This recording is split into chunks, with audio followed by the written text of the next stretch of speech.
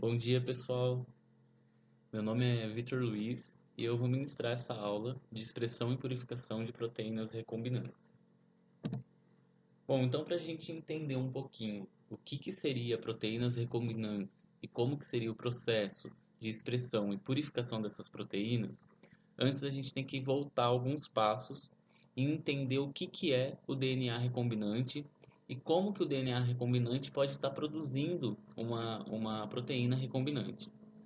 Bom, então a tecnologia do DNA recombinante é um conjunto de técnicas que permite aos cientistas identificar, isolar e multiplicar e expressar genes de qualquer organismo.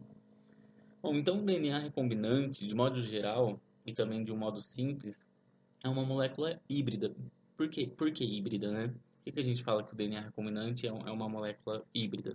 É exatamente pelo fato de unir dois fragmentos de DNA que são obtidos de diferentes fontes.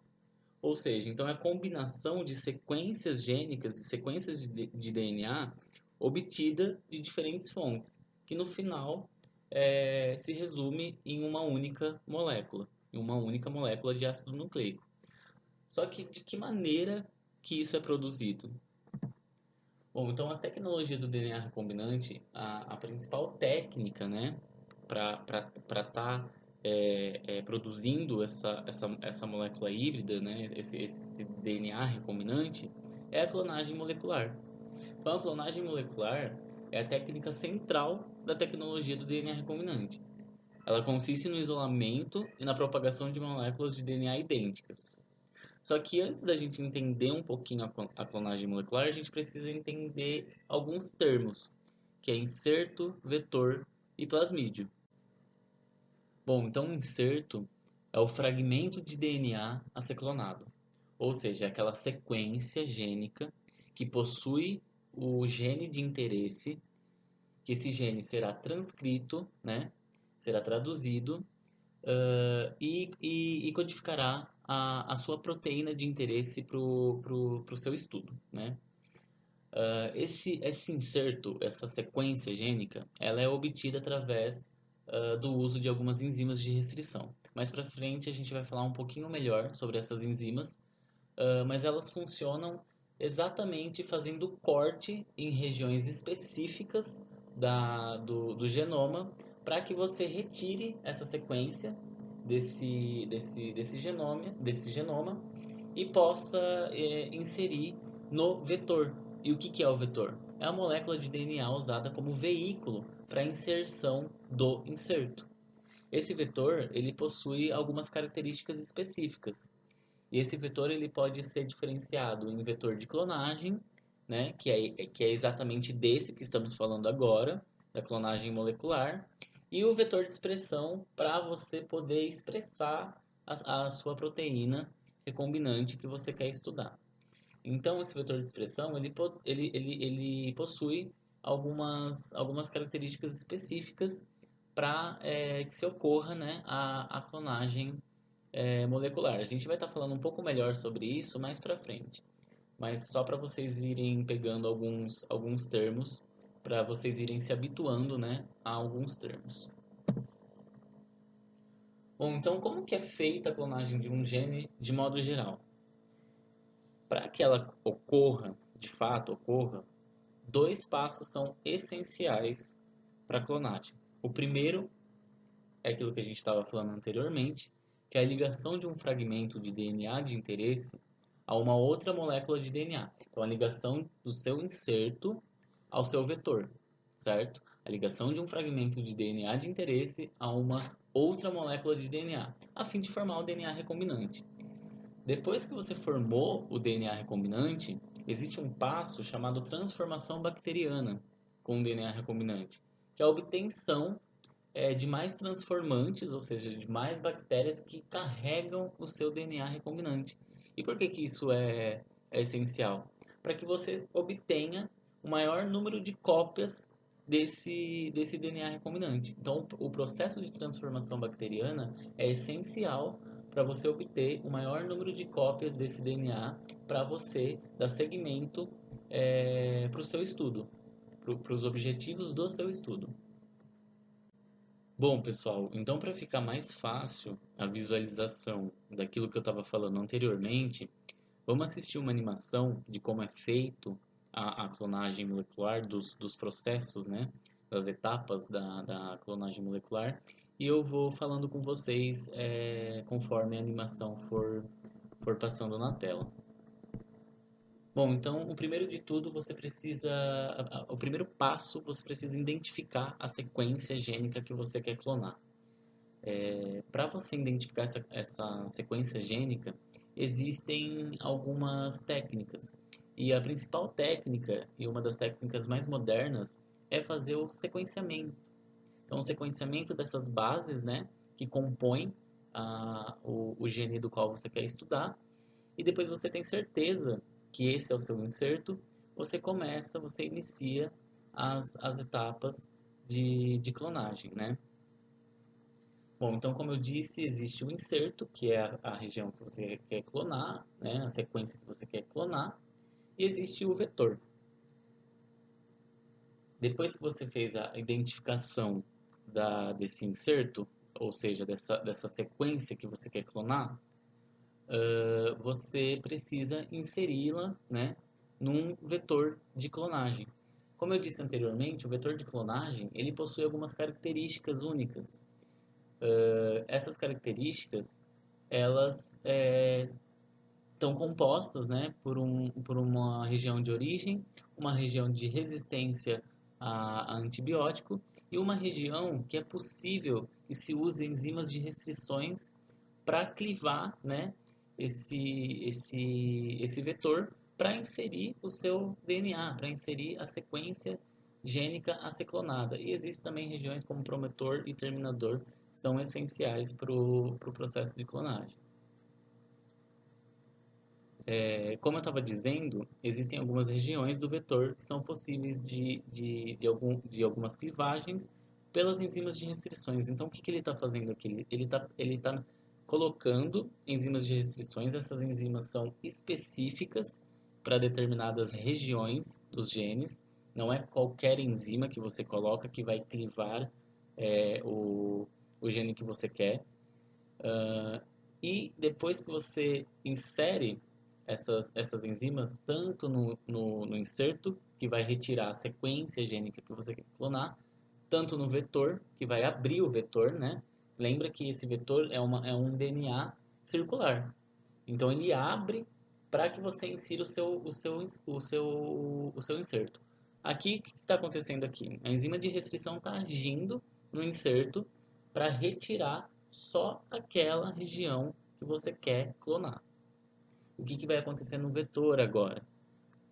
A enzima de restrição ela está agindo só naquela região que é possível, né, que é passível, na verdade, de ser clivada, e isso abre a molécula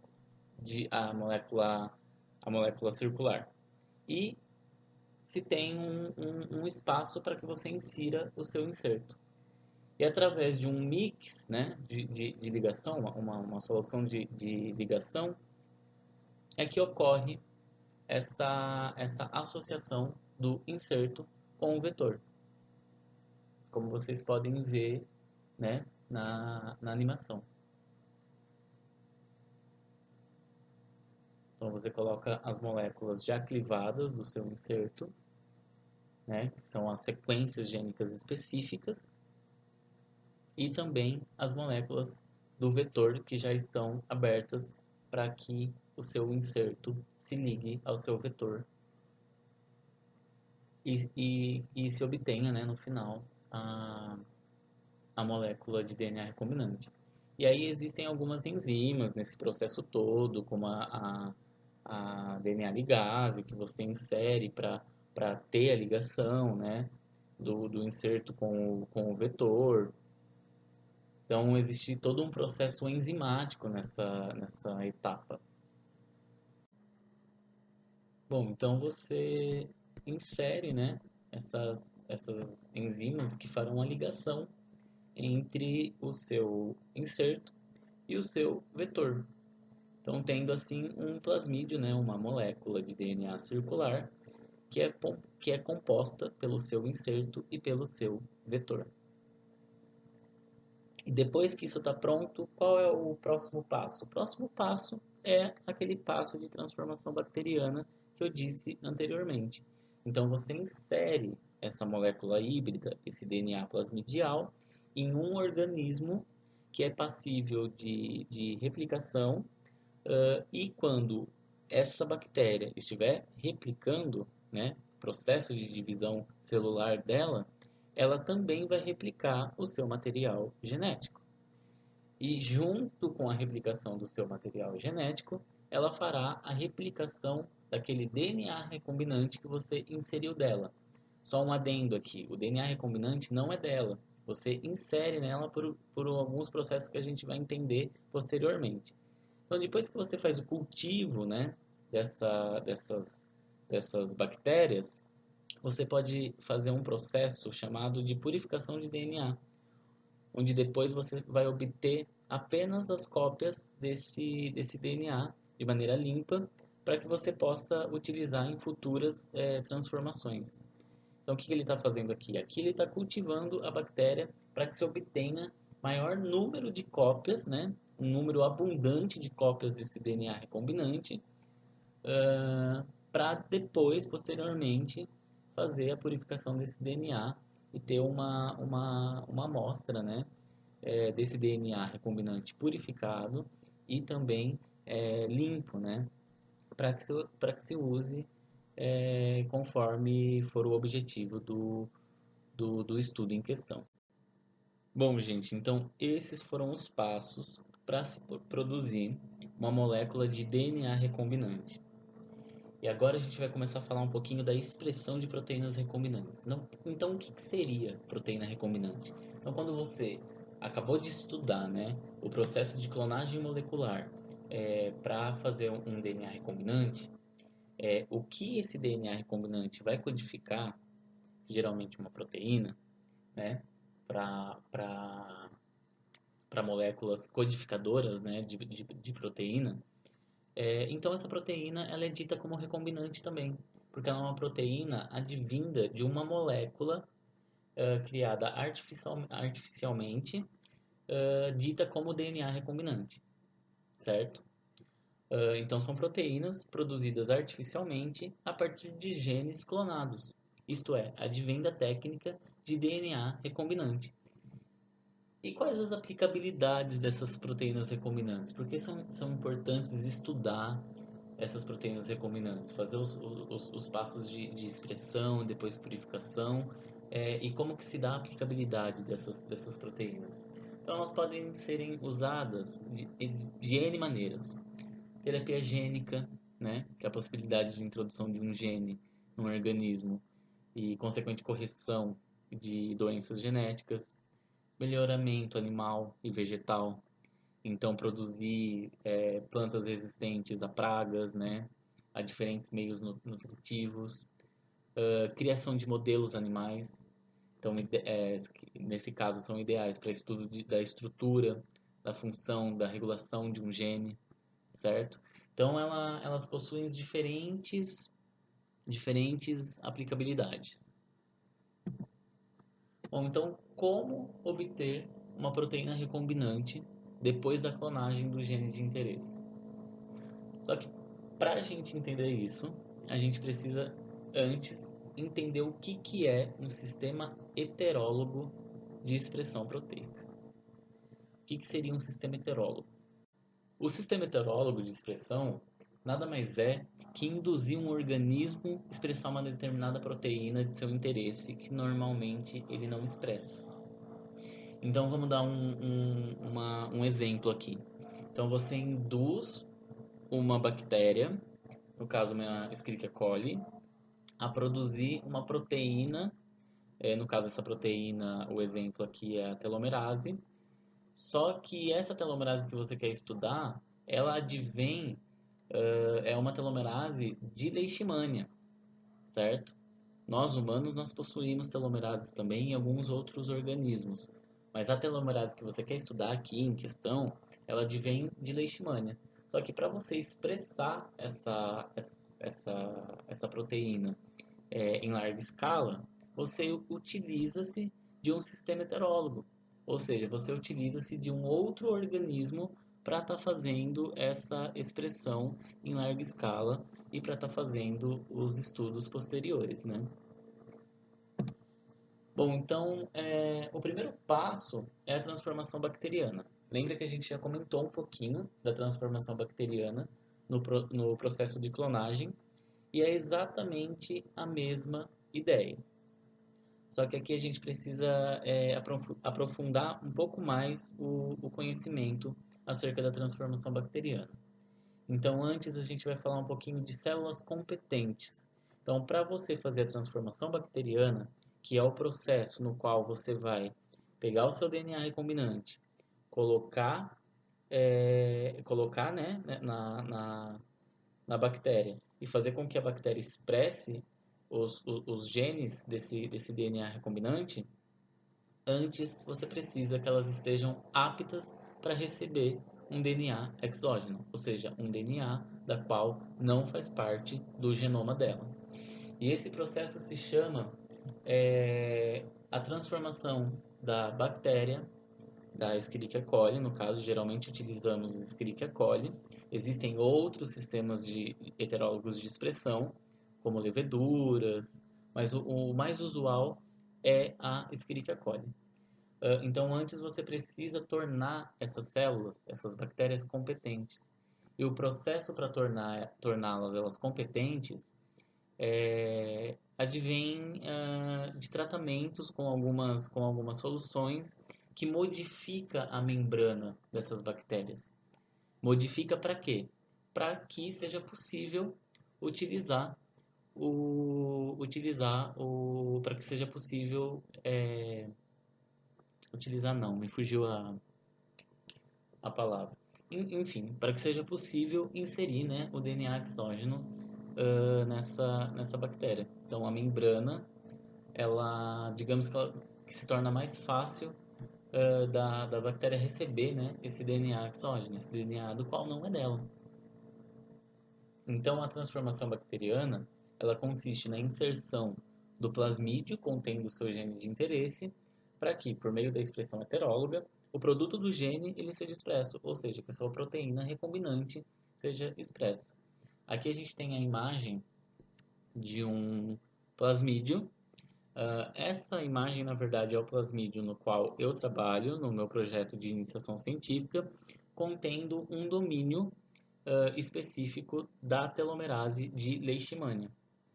Então, esse é um plasmídio de expressão, né, onde tem o gene específico que vai codificar a telomerase de Leishmania e contendo outras características que é própria do vetor, onde depois que eu torno as bactérias, as células competentes, eu faço o processo de transformação bacteriana. Bom, então, para que se faça células competentes, para que se faça transformação bacteriana, a gente tem que falar um pouquinho sobre meios de cultura e seletividade dessas bactérias em meio aos meios de cultura. Então, para o cultivo das bactérias, seja cultivo sólido ou seja cultivo líquido, é necessário uma gama de nutrientes para a divisão das células utilizadas.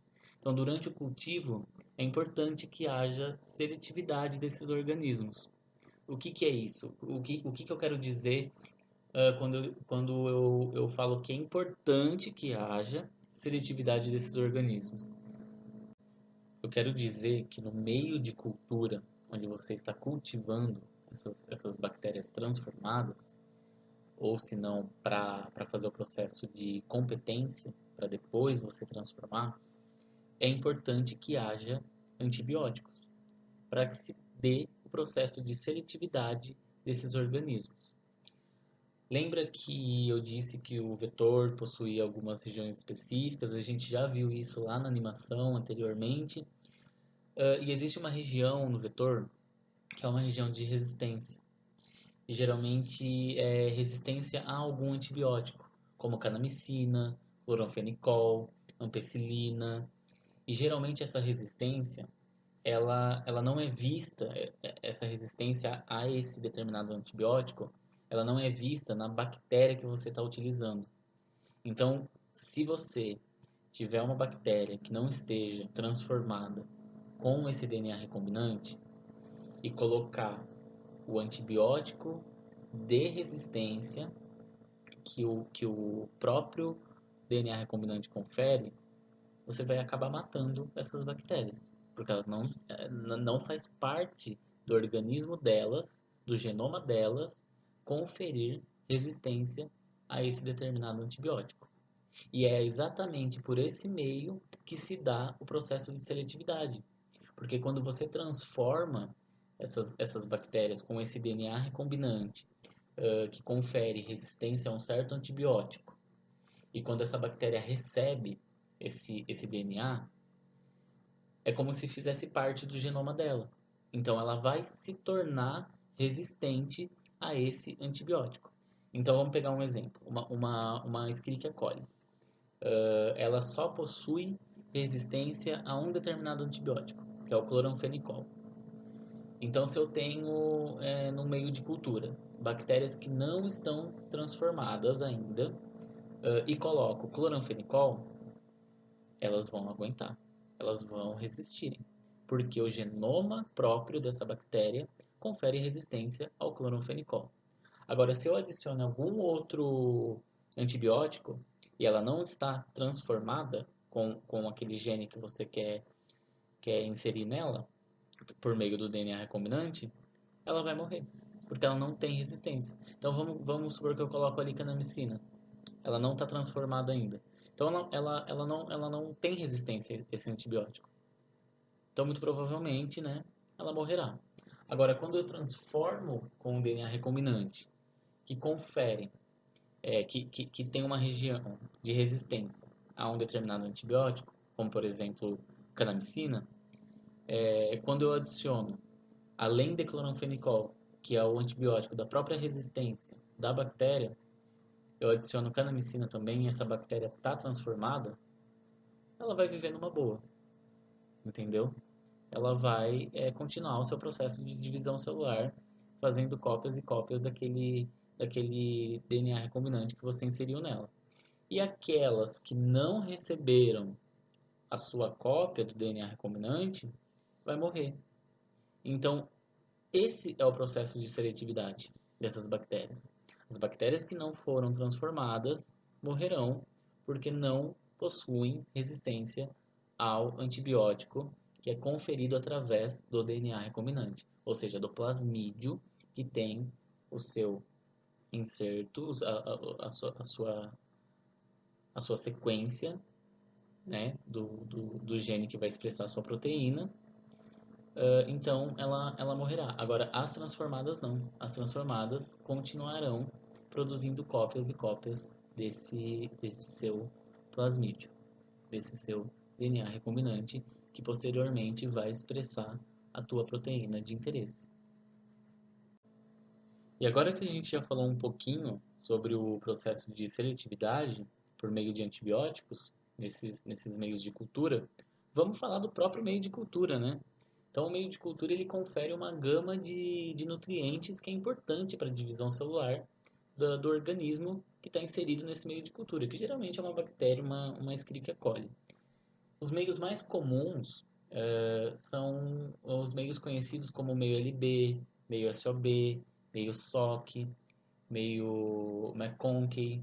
Existem uma gama de meios de cultura, mas os mais utilizados são esses. E aí os meios de cultura vai muito do organismo que você está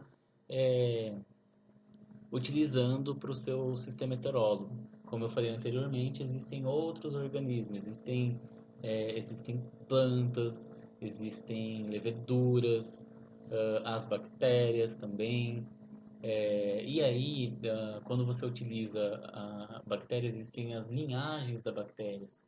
Então, existem diferentes estirpes, né, de bactéria. BL21D3, Arctic Express perril, enfim, existem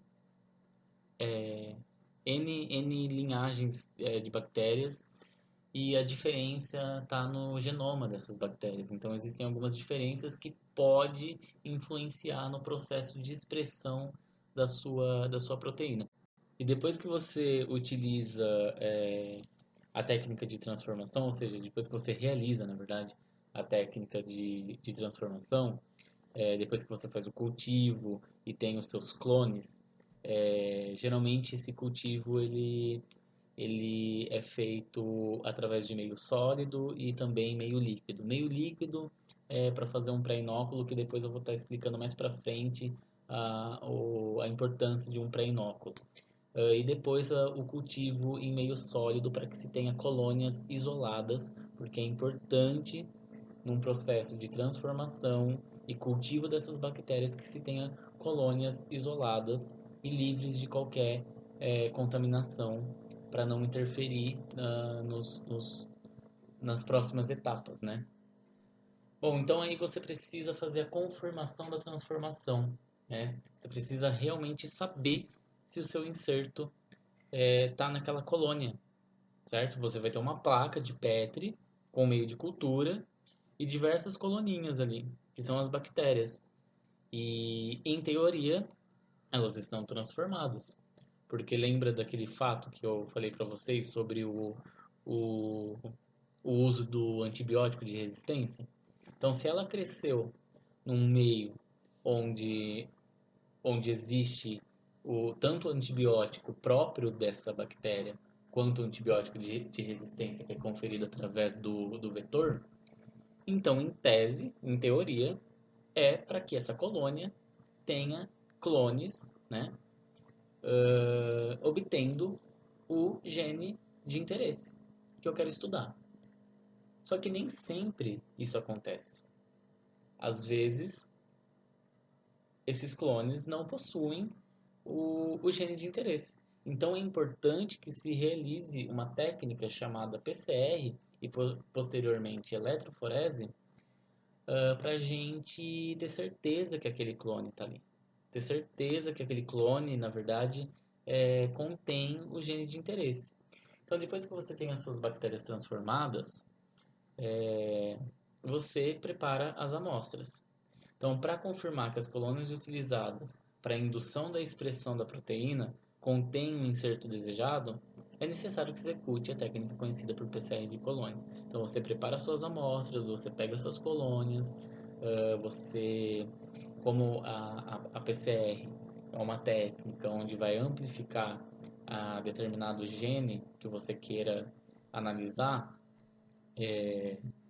então você tem que preparar essa amostra.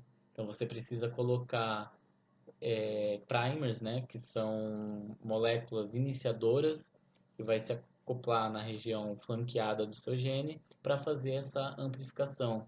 Esses primers são específicos porque você quer analisar um gene específico. Então esses primers precisam serem específicos do gene que você quer analisar.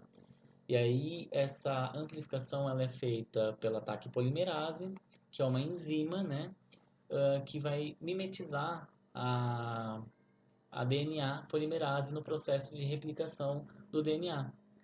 Ou seja, ela vai começar a duplicar esse material e, né, amplificar esse material. Então você, no processo da PCR, você vai ter um N número de cópias só desse gene. Porque ao longo do processo de PCR você tem ciclos e ciclos e ciclos. Então a cada ciclo vai acontecendo o processo de amplificação, né? E depois você executa uma técnica chamada eletroforese, que a gente vai estar falando mais para frente, de uma maneira mais aprofundada. O que seria essa técnica de eletroforese? Então aqui, nessa última imagem, eletroforese em gel de agarose, é para você realmente visualizar, né, se aquela colônia que você utilizou tem ou não tem o seu gene de interesse. Então, você prepara uma amostra contendo apenas o seu gene de interesse, você coloca no gel ele e ele vai ser o seu controle. e depois você coloca as amostras amplificadas por PCR. E se essa amostra bater com o seu controle, ótimo. Quer dizer que a colônia que você utilizou realmente continha o seu gene de interesse. A eletroforese em gel de agarose, ela é feita em gel de agarose porque os géis utilizados para fazer essa técnica, eles diferem uh, conforme, conforme o que você quer analisar. Então, para DNA, geralmente a gente utiliza gel de agarose. Para proteína, a gente utiliza um gel de poliacrilamida, que é totalmente diferente desse. A gente vai estar falando um pouquinho disso mais para frente. Bom, pessoal, depois que você já tem a sua bactéria transformada com aquele DNA recombinante que possui o gene de interesse, que codificará a proteína da qual você quer estudar, é importante que se conheça essa proteína, é importante que se faça a caracterização funcional dessa proteína por meio da expressão. Então, para que se obtenha uma boa purificação proteica, é imprescindível que se conheça a solubilidade da proteína desejada e algumas outras características também. Então, como que você pode fazer isso? Por meio de um teste de solubilidade a partir de um ensaio de mini-indução. Esse ensaio de mini-indução, a gente diz mini-indução porque a gente utiliza muito pouco de volume de meio de cultura para expressar essa proteína. Então, nesse momento, você não está expressando pensando na purificação dessa proteína. Porque a gente vai ver que quando a gente deseja purificar essa proteína, a gente tem que trabalhar com volumes em larga escala para obter uma quantidade, né, uma concentração suficiente de proteínas purificadas. Então aqui a gente só quer entender como que essa proteína funciona. Ela é solúvel, ela é insolúvel, quanto de PTG a gente vai ter que utilizar para expressar essa proteína, porque lembre-se, nós estamos expressando essa proteína num sistema heterólogo, num sistema da qual aquele organismo normalmente não expressa, né, essa proteína. Então a gente precisa utilizar uma substância dita como PTG, um reagente dito como PTG, para induzir essa bactéria a expressar a proteína no qual você quer estudar. Então, primeiramente, você precisa fazer um pré-inóculo contendo os clones a 37 graus sobre agitação por 16 horas. Esse pré-inóculo, geralmente você pega a colônia, né, daquela colônia que você já tem certeza que contém o seu gene de interesse e cresce ela por 16 horas overnight, ou seja, deixa lá o dia todo, de um dia para o outro, crescendo, para que tenha um número expressivo, né, de cópias daquele gene, até você fazer, para depois você fazer a indução dessa proteína. Então você precisa ter bastante bactéria com bastante clone para depois você colocar, né, adicionar o indutor que vai expressar a sua proteína. Então você tem um número grande de cópias, então você vai ter uma quantidade boa de proteína, teoricamente. Então, posteriormente ao pré-inóculo, você faz o cultivo das bactérias em 37 graus, sob agitação até atingir a OD 600, né? Essa OD ela é verificada através de uma técnica, né, de absorbância de luz. Então, quanto maior a absorbância de luz ali, quer dizer que você tem um maior número de bactérias, certo? E esse número de bactérias influencia na quantidade de proteínas que serão expressas. Então, a quantidade ideal que se estabeleceu para uma boa expressão proteica é o D06. Bom, e aí depois você começa a fazer os seus testes, né, de expressão. Aí você começa a ver o quanto de PTG você precisa adicionar na amostra, qual é a concentração ideal de PTG. Você pode analisar em qual temperatura essa essa bactéria pode ficar sendo cultivada durante a expressão, se a temperatura influencia na, na expressão dessa proteína. Então você pode expressar ela a 12 graus, pode expressar ela a 25, a 30, a 37. Mais que 37 não é interessante. E temperaturas baixas, como 12, também não é tão interessante assim. Existem algumas estirpes, que são algumas linhagens que são específicas para temperaturas baixas. Aí sim seria interessante utilizar essas linhagens. Mas enfim, você pode ir, entre aspas, brincando, né?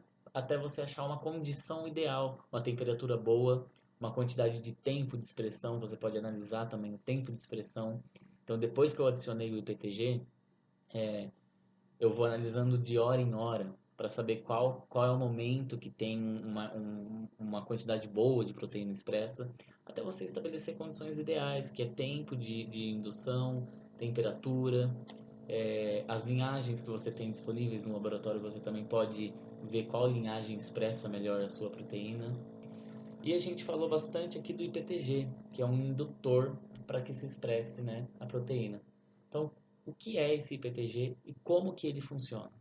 Então, para entender a função dele, a gente tem que saber que os principais plasmídios de expressão utilizam os promotores LAC, TAC e T7 para que ocorra, né, a transcrição dos genes e, posteriormente, a tradução desses genes, promovendo a expressão das proteínas de interesse.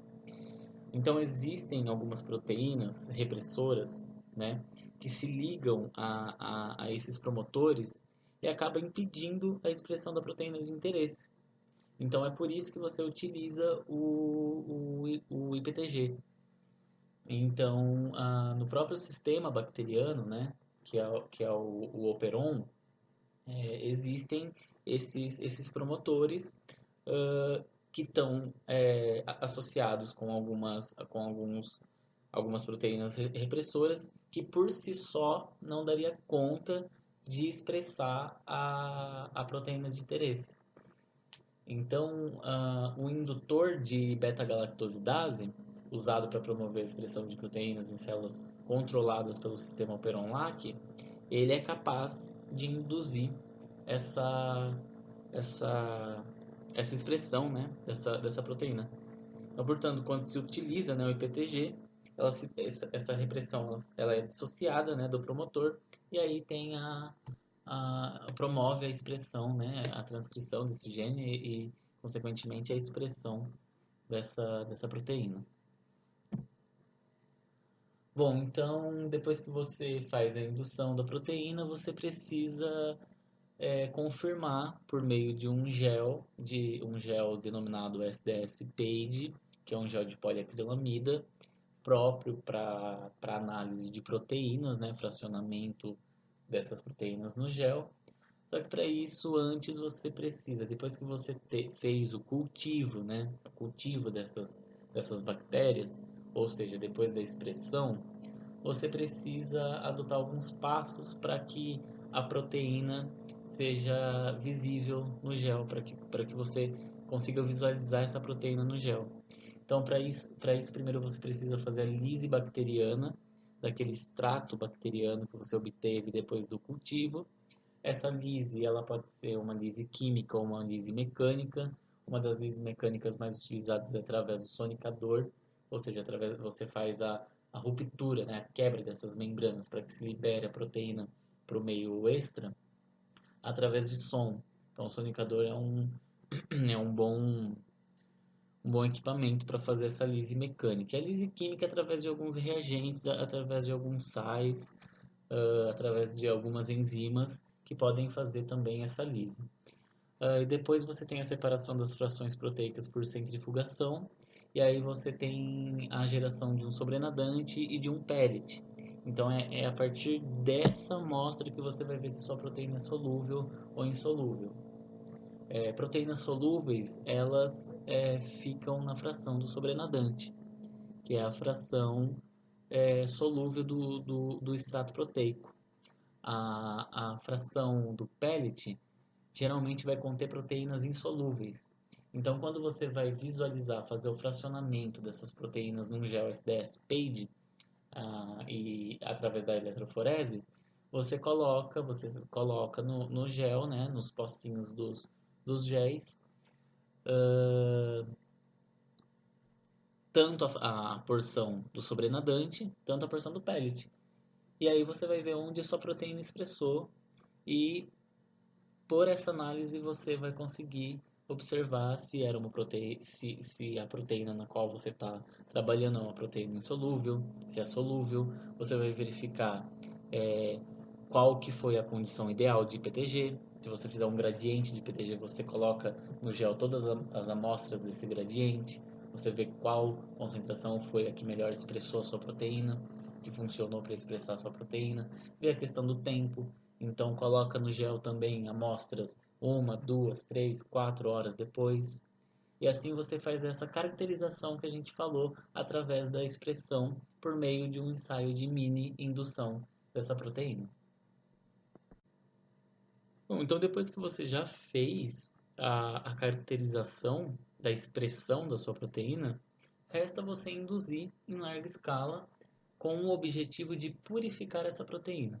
Então, depois da verificação da solubilidade da sua proteína e dos testes para encontrar condições ideais de expressão, foram aqueles testes feitos pela mini-indução, deve-se executar a indução em larga escala. Então, qual que é a metodologia? A metodologia é muito, muito parecida com a metodologia da mini-indução. Então, você faz um pré-inóculo contendo os clones a 37 graus, sob agitação por 16 horas. Lembrando que o pré-inóculo é para que se obtenha um número significativo de bactérias e também clones ali. Depois você coloca esse pré-inóculo num volume maior, né, daquele comparado com a mini-indução. Pode ser um volume de 1 litro, meio litro, né, meio litro para cima é o ideal para larga escala. Cultiva as bactérias a 37 graus até atingir aquela OD ideal para estar induzindo. Faz a adição do IPTG. Então, a indução da expressão da proteína nas condições adequadas, né? Você já estabeleceu as condições adequadas. Então, vamos colocar aqui as condições adequadas para a proteína no qual eu trabalho, no laboratório da professora Maria Isabel, temperatura de 25 graus, indução de 4 horas, com 1 milimolar de PTG. Então, antes eu estabeleci todas essas condições. Depois que eu já tenho essas condições estabelecidas, eu posso fazer essa indução a larga escala. Então, eu adiciono IPTG já nessas condições.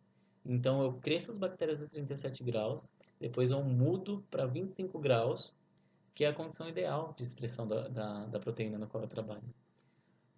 E depois, né, que eu já tenho realizado todas essas condições ideais de expressão, eu faço a centrifugação para obter, né, o extrato bacteriano. E depois que eu obtenho o extrato bacteriano, eu posso começar a trabalhar na purificação da minha proteína. Então, pensando nos métodos de purificação de proteínas, eu trouxe aqui alguns métodos utilizando colunas cromatográficas, e depois eu vou falar um pouquinho sobre uma técnica denominada isolamento de corpúsculos de inclusão, que é para proteínas insolúveis. Não que não dê para purificar proteínas insolúveis com colunas cromatográficas. Sim, é possível, mas também em alternativa a colunas cromatográficas, e por serem proteínas insolúveis e requererem agentes de solubilização, e geralmente esses agentes de solubilização serem caros e também acaba prejudicando a proteína, então o isolamento de corpúsculos de inclusão ele acaba se tornando preferível a essas colunas cromatográficas. Bom, então, de modo geral, as proteínas elas podem ser purificadas utilizando diferentes colunas, dependendo do seu tamanho molecular, da sua carga, e você tem que ficar muito atento ao PI dessa proteína, ao ponto isoelétrico, né? E também ao volume, né? A coluna, ela é composta por uma fase móvel e também por uma fase estacionária. A fase móvel é a fase que recebe a amostra proteica. A fase estacionária é a matriz sólida porosa, então é a resina da coluna. E é essa resina que permite que tenha as interações, as possíveis interações, né, que no final vai resultar em amostras de proteínas puras. Então, um exemplo que eu trouxe aqui sobre purificação em coluna cromatográfica é o exemplo da cromatografia por afinidade.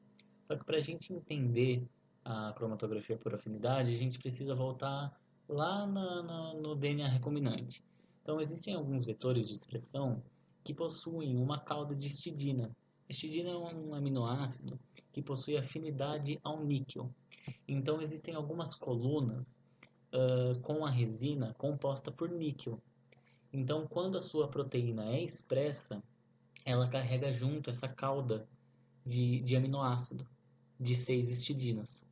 Então, além dos próprios aminoácidos que compõem a sua proteína, ela carrega a mais uma cauda de histidina com 6 aminoácidos de histidina. Então, essa histidina ela vai ter interação com esse níquel. Então, quando você coloca a sua amostra nessa coluna, a sua amostra ela vai ficar acoplada na resina dessa coluna. E as proteínas daquele extrato proteico, né, que tem um extrato proteico ali e tem uma mistureba de proteínas junto com a sua proteína de interesse. Então, quando você coloca na coluna, as proteínas que não possuem essa caldestidina, que é artificialmente elaborada durante a clonagem, elas passam direto. Elas não vão ter interação com a coluna. A sua proteína que tem essa caldestidina vai interagir direto com a coluna. E ela vai ficar presa na coluna. E aí, nessas purificações, existem alguns buffers, que é buffer de ligação e buffer de eluição, que são importantes para que se tenha o momento de interação da coluna e o momento da eluição.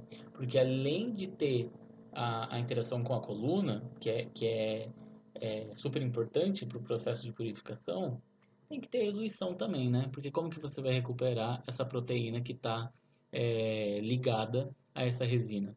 Então existem algumas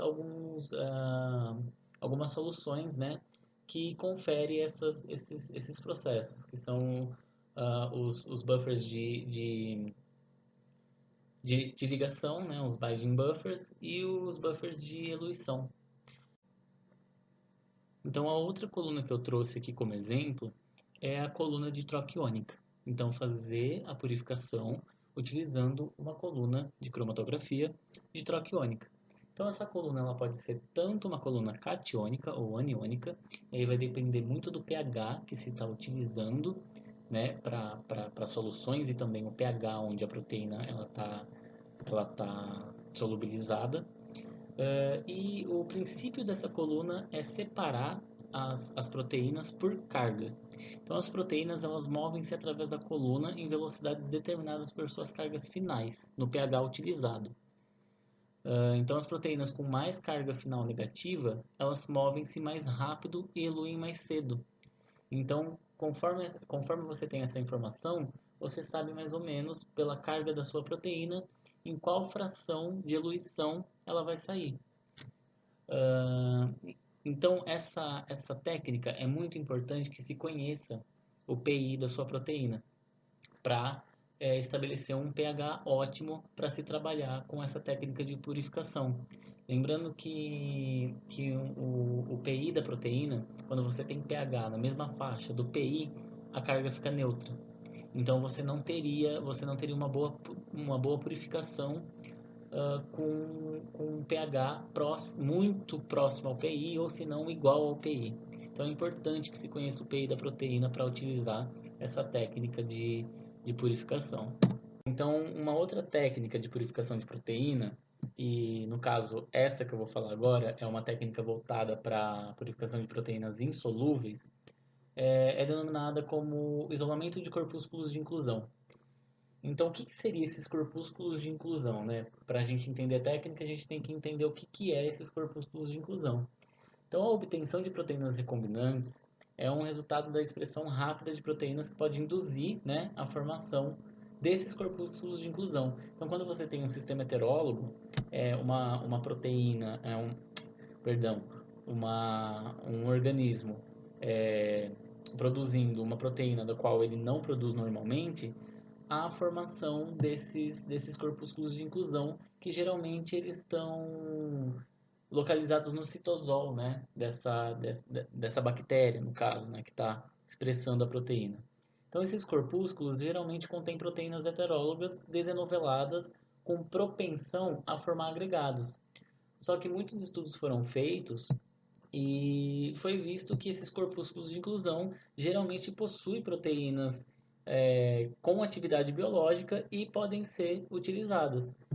Então, existe uma técnica, alguns protocolos, que tenta isolar esses corpúsculos de inclusão através de inúmeros passos de lavagem desses pellets, né? Porque lembra que eu disse que o pellet, geralmente na fração do pellet estão contidas essas proteínas insolúveis? Então, esses pellets passam por diferentes tratamentos com diferentes soluções para ir tentando se livrando das proteínas que não estão expressas na forma de corpúsculos de inclusão, deixando apenas os corpúsculos de inclusão, que no caso seria a sua proteína de interesse, caso ela seja uma proteína insolúvel. Então, a técnica consiste em isolar os agregados proteicos, né, os corpúsculos de inclusão, através de inúmeras etapas de lise celular, lavagem do extrato proteico, centrifugação em alta velocidade. Então, são alguns passos. Aqui eu coloquei um protocolo, que é um protocolo que eu utilizo para purificar a proteína que eu trabalho, né? A proteína de interesse do meu projeto de iniciação científica. Então, como vocês podem notar, esse protocolo é composto por diversas lavagens com diferentes soluções e com diferentes etapas de centrifugações que tenta isolar esses corpúsculos de inclusão. Aqui nesse slide, pessoal, eu trouxe alguns resultados de géis obtidos por eletroforese, né? Então, são proteínas fracionadas nesses géis obtidos pela técnica de eletroforese, onde mostra o sucesso dessas purificações, tanto em isolamento de corpúsculos de inclusão, que é esse primeiro gel à esquerda, quanto em coluna cromatográfica, que é o gel à direita. Então, vocês podem observar a fração 1, 2, 3, 4, 5, 6, que são etapas de lavagens. Então, você pode observar cada bandinha, cada risquinho, são diferentes proteínas contidas no extrato proteico. Então, você começa a observar que a partir da coluna 7, no gel por isolamento de corpúsculos de inclusão, você tem uma limpeza desse extrato. Então você só tem a proteína de interesse. E o mesmo vale para a coluna de cromatografia. Então você vê um extrato proteico extremamente sujo, ou seja, com inúmeras proteínas, e depois que você tem a purificação feita por essas colunas, você consegue isolar essas proteínas, né? Você consegue tê-las de modo purificado. Então, depois que a gente conclui o processo de purificação da proteína, é importante a gente fazer o processo de detecção dessa proteína por meio do Western blot. Então, para avaliar se o produto purificado corresponde de fato à sua proteína, você deve realizar a técnica de Western blot.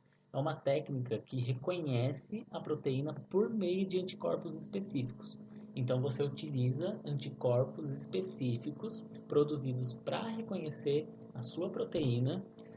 Eu vou dar um exemplo. No caso da proteína na qual eu trabalho, ela tem aquela cauda de histidina que eu comentei com vocês. Então, existe um anticorpo específico chamado anti-RIS que ele detecta essa cauda de histidina.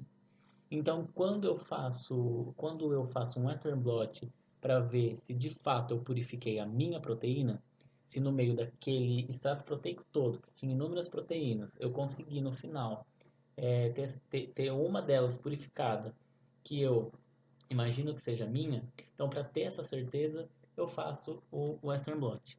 Então, eu utilizo um anticorpo específico que vai reconhecer essa cauda de histidina e que por um meio de um anticorpo secundário reconhece esse anticorpo primário, que seria o anti-RIS, e assim eu tenho certeza de que é a minha proteína, é a proteína de interesse, é a proteína da qual eu estou estudando que está purificada. E assim eu posso seguir com os outros ensaios, dependendo do objetivo do projeto. Então aqui, essa foto que eu trouxe é a foto de um Western blot, é a cara de um Western blot. Então, a gente tem um marcador de peso molecular ali, é, com o nome de M, as linhas 1, 2 e 3, que seria uma eletroforese em gel, e as linhas 1 linha e 2 linha seriam um Western blot. Então, a cara do Western blot é exatamente esse. E depois, pessoal, que você realiza, né, processo de purificação, depois que você tem certeza que o produto purificado realmente é a proteína de interesse no qual você está trabalhando, é importante fazer a análise do enovelamento da proteína, análise da estrutura, para ver se de fato a proteína está purificada. Então, para a predição do estado de enovelamento da proteína, se utiliza técnicas biofísicas. Uma das técnicas mais utilizadas é a análise de fluorescência estática, que vai predizer ali a estrutura secundária e terciária da proteína através da emissão de fluorescência. Então, existem algumas proteínas que têm em sua composição triptofanos. Os triptofanos, eles são excitáveis a determinados comprimentos de onda, e quando esses triptofanos estão internamente localizados, quer dizer que a proteína ela obteve uma estrutura enovelada. E isso é visto por meio da emissão de fluorescência. E para o dicroísmo circular, que seria o CD, é basicamente o mesmo princípio. Então, se excita algumas regiões da proteína. Essa proteína ela emite alguns sinais, só que a diferença do dicroísmo para a fluorescência é que no dicroísmo você vai ter uma noção a mais da estrutura quaternária da proteína. Então você já tem uma noção a mais de alfa-hélice, folha beta, por conta do sinal que foi emitido durante a realização dessa técnica chamada dicroísmo circular. E é importante